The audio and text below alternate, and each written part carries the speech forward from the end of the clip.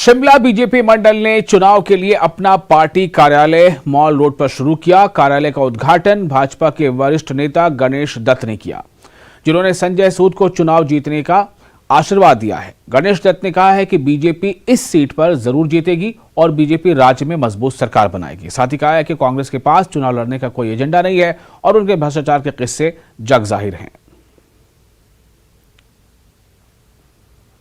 शिमला शहर के प्रत्याशी श्री संजय सूद जी के चुनाव कार्यालय का आज यहां पर शुभारंभ हुआ है।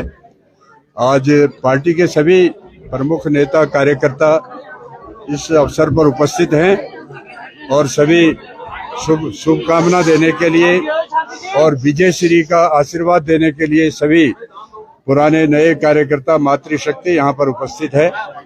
हम आज शिमला मंडल की ओर से समस्त जनता से निवेदन करना चाहते हैं, आग्रह करना चाहते हैं कि एक समाज सेवी कार्यकर्ता, एक कर्मठ कार्यकर्ता और एक जमीन से जुड़े हुए कार्यकर्ता को अपना आशीर्वाद देंगे और अपना वोट देंगे और शिमला की एक प्रतिष्ठित सीट से हमारे प्रत्याशी संजय सूद को भारी मतों से विजयी बना करके हिमाचल प्रदेश की विधानसभा में भेजेंगे, ऐसा हमारा निवेदन है।